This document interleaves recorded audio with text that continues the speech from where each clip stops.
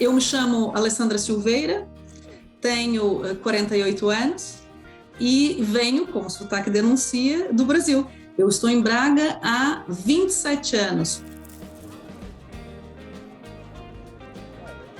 Eu vim estudar, não é? Ou seja, eu já estava a fazer licenciatura e entrei num programa de intercâmbio de estudantes universitários e, de entre as várias possibilidades que havia na Europa de intercâmbios da Universidade do Minho com outras instituições e da minha com outras, eu optei pela cidade de Braga, e sobretudo porque havia ali nos prospectos uma informação dizendo que Braga era, naquela altura, a cidade mais jovem da Europa, e eu achei que seria um bom lugar para um brasileiro viver. E, portanto, optei pela cidade de Braga e pela Universidade do Minho, e depois fui ficando, fiz aqui a minha formação, entrei no mercado de trabalho, ou seja, tornei-me adulta em Portugal, e pediram para ficar.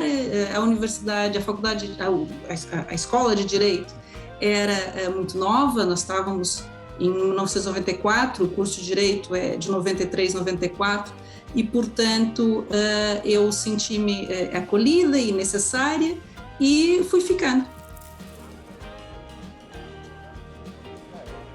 Gosto desta disponibilidade do bracarense de viver muito, fazer muita vida de rua, não é? O bracarense gosta muito de festa e, portanto, eu acho que aquilo que mais nos fez falta neste período de isolamento foram as nossas festas de rua, o São João, a Noite Branca, o Natal, o Ano Novo, tá toda a gente na rua, e eu gosto muito disso, mas gosto também do fato de poder me deslocar por Braga a pé. Eu não conduzo e, portanto, posso me deslocar tanto para o meu local de trabalho como para o centro a pé. O centro histórico nos permite isso. E é uma cidade muito interessante para criar filhos. Meu filho nasceu e cresceu em Braga, tem hoje 22 anos, é um homem, mas é uma ótima cidade para isso mesmo.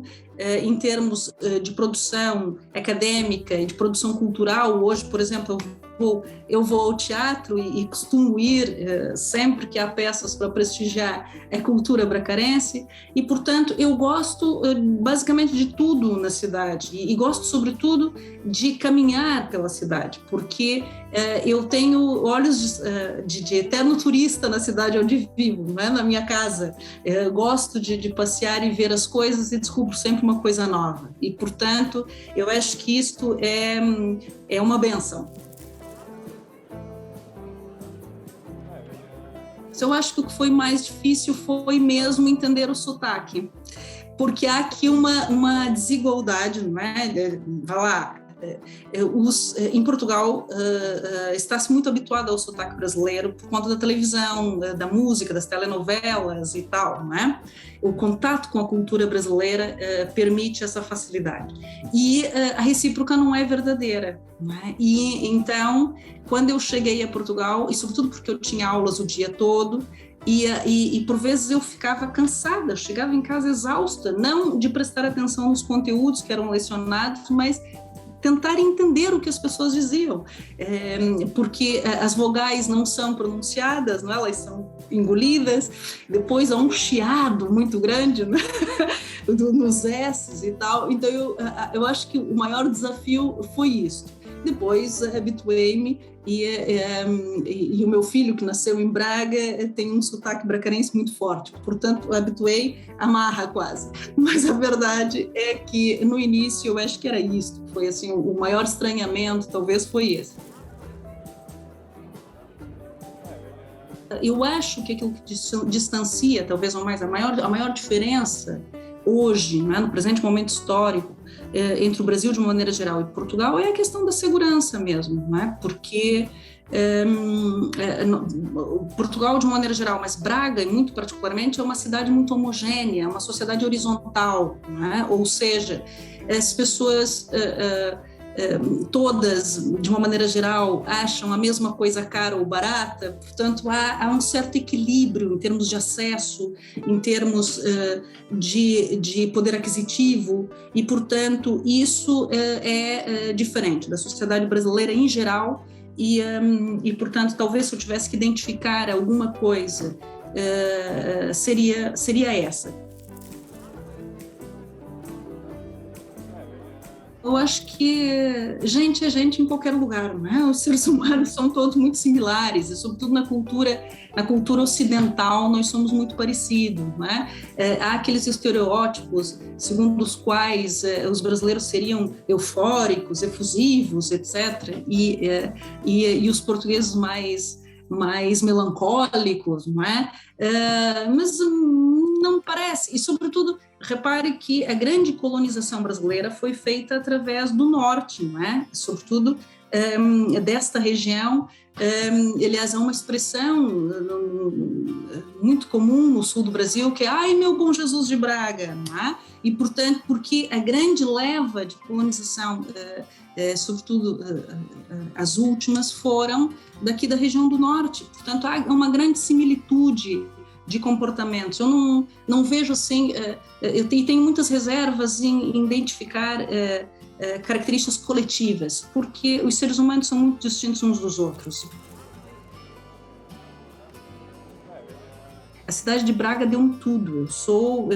Eu sou minhota por escolha, né? Eu terminei aqui os meus estudos, portanto, adquiri legitimação acadêmica, integrei o mercado de trabalho, comecei a trabalhar aqui. Eu não conheço outra realidade que não seja essa. Encontrei aqui o amor da minha vida, tive aqui o meu filho, portanto, essa cidade deu tudo.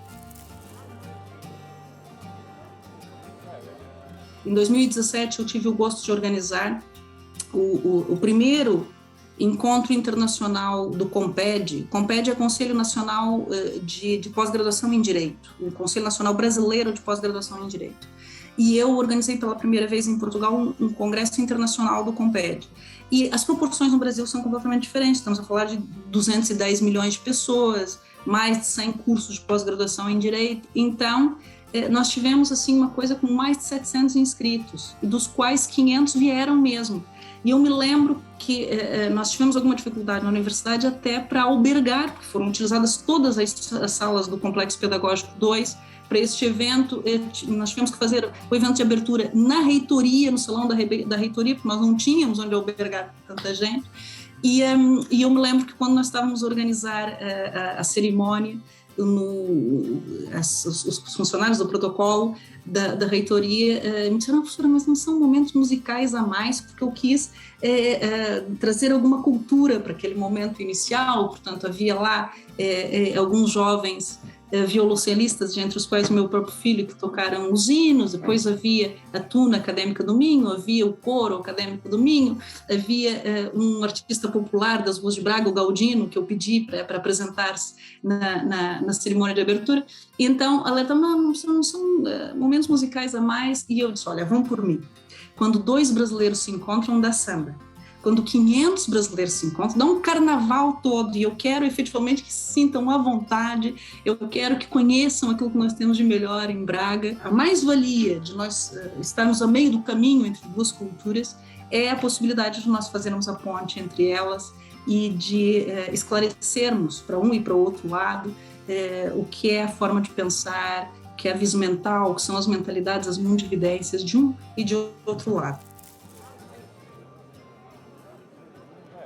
Talvez, eu vou muito ao Brasil, eu vou com muita frequência ao Brasil a trabalho, né? Aliás, eu conheci o Brasil, como eu vinha ainda adolescente para Portugal, e eu conheci o Brasil agora a trabalho. O Brasil é um continente, portanto, tenho ido com regularidade ao Brasil para trabalhar.